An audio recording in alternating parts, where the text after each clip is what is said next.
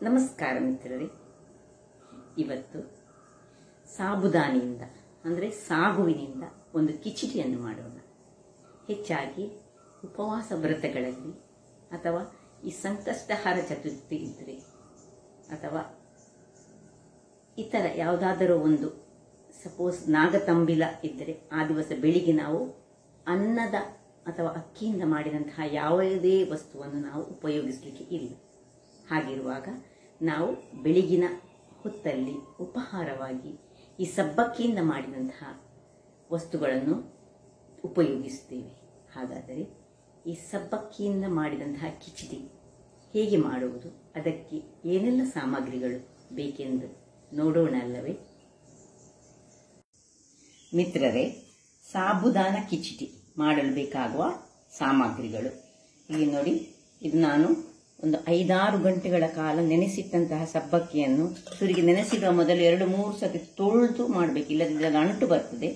ಮತ್ತು ಹೀಗೆ ನಾವು ಈಗ 5 ಗಂಟೆ ನಾನು ನೆನೆಸಿದ್ದೇನೆ ಒಟ್ಟು.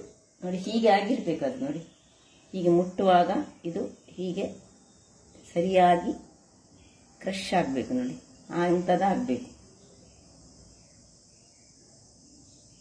ಒತ್ತುವಾಗ ನೋಡಿ ಕಾಣ್ತದಲ್ಲ, ಹೀಗೆ ಆಗಿರಬೇಕು. ಇಲ್ಲದಿದ್ದರೆ ಅದು ಒಳ್ಳೆಯದಾಗೋದಿಲ್ಲ.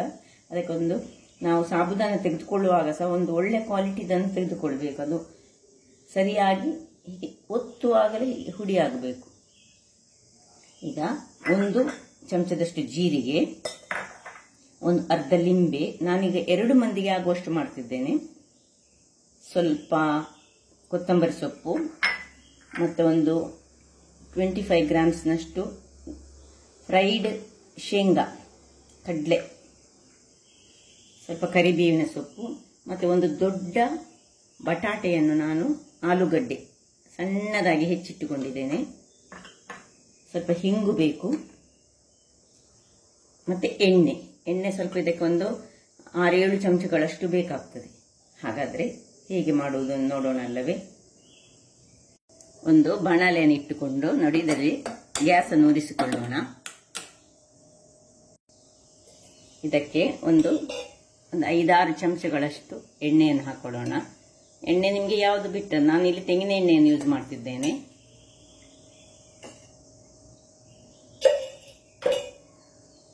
ಎಣ್ಣೆ ಬಿಸಿಯಾಗುವಾಗ ಜೀರಿಗೆ 1 ಚಮಚಗಳಷ್ಟು ಜೀರಿಗೆ. ಇಲ್ಲಿ ನಾನು ಇದು 2 ಮಂದಿಗೆ ಆಗುವಷ್ಟು ಮಾಡ್ತಿದ್ದೇನೆ ಅಂತ ನಾನು ಮೊದಲೇ ಹೇಳಿದ್ದೇನೆ. 2 ಮಂದಿಗೆ ಆಗುವಾಗ ನಾವು ಸಬ್ಬಕ್ಕಿಯನ್ನು ನಾವು ಮುಷ್ಟಿಯಲ್ಲಿ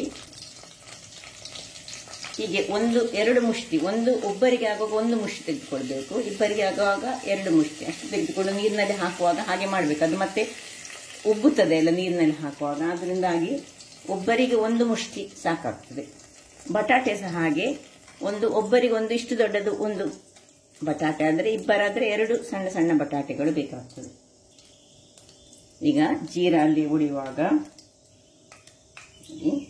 ನಾನು ಹೆಚ್ಚಿಟ್ಟಂತಹ ಈ ಕಾಯಿ ಮೆಣಸು ನಿಮಗೆ ಬೇಕಿದ್ದಷ್ಟು, ಅಂದರೆ ಖಾರ ಇದಕ್ಕೆ ಹೆಚ್ಚು ಖಾರ ಮಾಡುವುದಿಲ್ಲ. ಹೆಚ್ಚಾಗಿ ನಾವು ವ್ರತ ಎಲ್ಲ ಇರುವಾಗ ಕೆಲವರು ತೆಗೆದುಕೊಳ್ತಾರೆ. ನಿಮಗೆ ಖಾರ ಬೇಕಿದ್ರೆ ಹೆಚ್ಚು ಖಾರ ಮಾಡ್ಬೋದು. ಈಗ ನೋಡಿ ಇದು ಎಣ್ಣೆಯಲ್ಲಿ ಈ ಮೆಣಸಿನ ಘಮ ಅದರಲ್ಲಿ ಬಿಡಬೇಕು. ಎಣ್ಣೆ, ಜೀರಾ ಹಾಗೂ ಮೆಣಸು. ಈಗ ಸ್ವಲ್ಪ ಕರಿಬೇವಿನ ಸೊಪ್ಪನ್ನು ಹಾಕೊಳ್ಳೋಣ.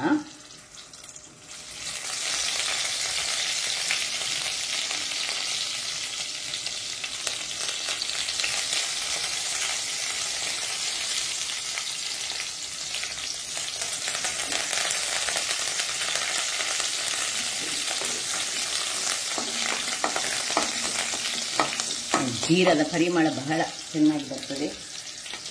ಈಗ ಇಲ್ಲಿ ನೀರಿನಲ್ಲಿ ಹಾಕಿಟ್ಟಂತಹ ನಾನು ಇದನ್ನು ಹೆಚ್ಚು ಸಣ್ಣದಾಗಿ ನಾನು ಹೆಚ್ಚು ಸಣ್ಣದಾಗಿರ್ಬೇಕು, ಅದು ತುಂಬ ದೊಡ್ಡದು ಮಾಡಿರಬಾರ್ದು. ಈಗ ಇದನ್ನು ಇದರಲ್ಲಿ ಹಾಕಿದ್ದೇನೆ.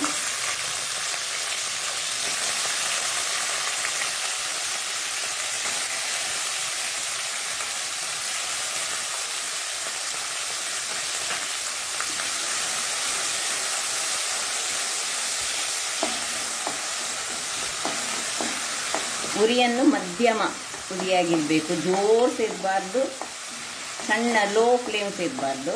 ಹದ ಫ್ಲೇಮ್ನಲ್ಲಿ ಇಟ್ಟುಕೊಂಡು ನೋಡಿ, ಇದರಲ್ಲಿ ಇದು ಸ್ವಲ್ಪ ಬಾಡಬೇಕು.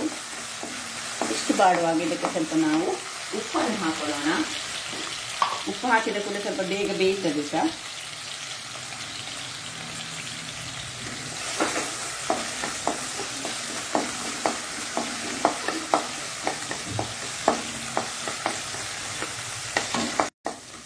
ನೋಡಿ ವೀಕ್ಷಕರೇ, ಈ ಹೊತ್ತಿನಲ್ಲಿ ಸ್ವಲ್ಪ ಹಿಂಗನ್ನು ಹಾಕೊಳ್ಳೋಣ. ಒಂದು ಅರ್ಧ ಬೇಡ, 1/4 ಚಮಚದಷ್ಟು ಸಾಕು. ಇನ್ನು ಇದನ್ನು ಸಣ್ಣ ಉರಿಯಲ್ಲಿ ಸ್ವಲ್ಪ ಹೊತ್ತು ಹೀಗೆ, ನೀರೇನು ಹಾಕ್ಲಿಕ್ಕಿಲ್ಲ, ಮುಚ್ಚಿಟ್ಟುಕೊಳ್ಳೋಣ 1-2 ನಿಮಿಷಗಳ ಕಾಲ.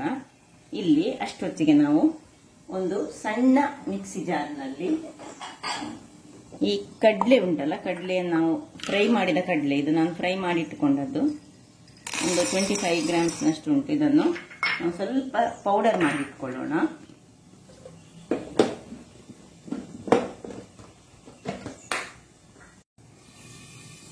ನೋಡಿ ವೀಕ್ಷಕರೇ, ನೋಡಿ ಇಷ್ಟು ಈ ರೀತಿಯಾಗಿ ಅದು ಪೌಡರ್ ಆಗಿರ್ಬೇಕು. ಇದರಲ್ಲಿ 2 ಚಮಚದಷ್ಟು ಪೌಡರನ್ನು ನೋಡಿದ್ರೆ ಬಾಯನ್ನು ತೆಗೆದು ಅದಕ್ಕೆ ಹಾಕೊಳ್ಳೋಣ. ಹಾಕೊಂಡು ಉಳಿದದ್ದು ಹಾಗೆ ಉಂಟು ನೋಡಿ, ಹೀಗೆ ಇಟ್ಟುಕೊಳ್ಳೋದು, ಕೊನೆಗೆ ಹಾಕಲಿಕ್ಕೆ ಹಾಕಿ ಒಂದು ನಿಮಿಷ ಪುನಃ ಮುಚ್ಚಿಟ್ಟುಕೊಳ್ಳೋಣ. ನೋಡಿ 1 ನಿಮಿಷದ ಬಳಿಕ ನೋಡಿ ಹೀಗೆ ಆಗಿದೆ. ಈಗ ನಾವು ನೆನೆಸಿಟ್ಟಂತಹ ಇದನ್ನು ಇದಕ್ಕೆ ಹಾಕೊಳ್ಳೋಣ. ಇದರಲ್ಲಿ ಬಟಾಟೆ ಸಹ ತುಂಬಾ ಕಾರ್ಬೋಹೈಡ್ರೇಟ್ ಇರುವಂತದ್ದು, ಅಂದ್ರೆ ಅದರಲ್ಲಿ ಸ್ಟಾರ್ಚಿನ ಅಂಶ ತುಂಬಾ ಇರ್ತದೆ. ಅದರಿಂದಾಗಿ ನಾವು ಜಾಗ್ರತೆ ಮಾಡಬೇಕು. ಸ್ವಲ್ಪ ಸಣ್ಣ ಉರಿ ಮಾಡ್ಕೊಳ್ಳೋಣ. ಮತ್ತೆ ಇದು ಹಾಕಿದ ಕೂಡ ಪುನಃ ಈ ಕಡಲೆ ಪೌಡರ್, ಇದನ್ನು ಹೆಚ್ಚಾಗಿ ವ್ರತಗಳಲ್ಲಿ ಯೂಸ್ ಮಾಡ್ತಾರೆ. ಅಂದ್ರೆ ಇದರಲ್ಲಿ ಏನು ಬೇರೆ ಯಾವ ಅಂಶ ಇಲ್ಲ. ನಾವು ಈ ನಾಗತಂಬಿದಲ್ಲಿ ಇರುವಾಗ ನಾವು ಅಕ್ಕಿಯ ವಸ್ತುಗಳನ್ನು ತಿನ್ನಬಾರ್ದು ವೀಕ್ಷಕರ. ಹಾಗಿರುವಾಗ ನಾವು ಬೆಳಗಿನ ಹೊತ್ತಲ್ಲಿ ಈ ಒಂದು ಸಾಬುದಾನ ಕಿಚಡಿಯನ್ನು ಮಾಡಿ ತಿನ್ಬಹುದು. ಹಾಗಾದ್ರೆ ನೋಡಿ, ಇದನ್ನೀಗ ಸ್ವಲ್ಪ ಹೊತ್ತು ಮುಚ್ಚಿಟ್ಟುಕೊಳ್ಳೋಣ, ಒಂದು 5 ನಿಮಿಷ ಹಾಗೆ ಬೇಯಲಿ. ವೀಕ್ಷಕರೇ ನೋಡಿ, ಹೀಗೆ ಆಗುವಾಗ ಈ ಹೊತ್ತಿನಲ್ಲಿ ನಿಮಗೆ ಬೇಕಿದ್ರೆ ಮಾತ್ರ 1 ಚಮಚಗಳಷ್ಟು ಸಕ್ಕರೆಯನ್ನು ಅಥವಾ ಬೆಲ್ಲವನ್ನು ಸಹ ಹಾಕೊಳ್ಬಹುದು. ಅಥವಾ ಬೆಲ್ಲವನ್ನು ನಾವು ಈ ಗ್ರೌಂಡ್ ನಟ್ ಅನ್ನು ನಾವು ಗ್ರೈಂಡ್ ಮಾಡ್ತೇವಲ್ಲ, ಆಗಲೂ ಹಾಕೊಳ್ಬಹುದು. ನೋಡಿ, ಹಾಕಿ ತಿರುಗಿಸ್ಕೊಳ್ಳೋಣ.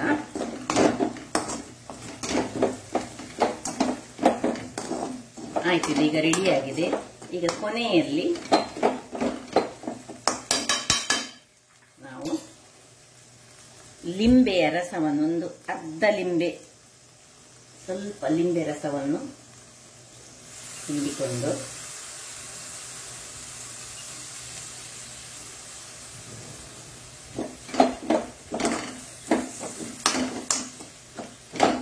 ಇದು ವ್ರತದಲ್ಲಿ ನೋಡಿ ಬರುವಂತಹದ್ದು. ಹೀಗೆ ನೋಡಿ ಕಿಚಡಿಯ ಹಾಗೆ ಬಂದಿದೆ. ಈಗ ಸ್ವಲ್ಪ ನಾವು ಕೊತ್ತಂಬರಿ ಸೊಪ್ಪನ್ನು ಮೇಲಿನಿಂದ ಉದುರಿಸಿಕೊಳ್ಳೋಣ. ರುಚಿಯಾದ ಸಾಬುದಾನ ಹಾಗೂ ಬಟಾಟೆಯಿಂದ ಮಾಡಿದಂತಹ ಕಿಚಡಿ ರೆಡಿಯಾಗಿದೆ ವೀಕ್ಷಕರೇ. ಸಾಕು, ಈಗ ಆಫ್ ಮಾಡಿಕೊಂಡು ಸರ್ವ್ ಮಾಡೋಣ.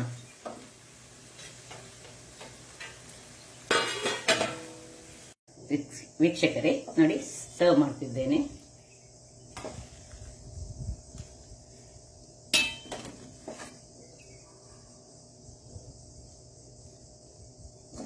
ಕಿಚಡಿ ಹೇಗೆ ಯಾವತ್ತೂ ತುಂಬಾ ಬೇಯಬೇಕು ನೋಡಿ. ರುಚಿಯಾದ ಸಾಬುದಾನ ಕಿಚಡಿ ರೆಡಿಯಾಗಿದೆ. ಹಾಗಾದರೆ ವೀಕ್ಷಕರೇ, ಬಹಳ ಆರೋಗ್ಯದಾಯಕವಾದ ಈ ಕಿಚಡಿಯನ್ನು ಹೇಗೆ ಮಾಡುವುದೆಂದು ನೀವು ನೋಡಿದ್ದೀರಿ. ನನ್ನ ಈ ಕುಕಿಂಗ್ ಚಾನಲ್ ನಿಮಗೆ ಇಷ್ಟ ಆದರೆ ಬೋಳೂರು ಸುವರ್ಣ ಚಾನಲ್ ಅನ್ನು ಲೈಕ್ ಮಾಡಿ, ಶೇರ್ ಮಾಡಿ ಹಾಗೂ ಸಬ್ಸ್ಕ್ರೈಬ್ ಮಾಡಿ ಹಾಗೂ ನನ್ನ ಇನ್ಸ್ಟಾಗ್ರಾಮ್ ಪೇಜ್ ಅನ್ನು ಫಾಲೋ ಮಾಡಿ. ಧನ್ಯವಾದಗಳು.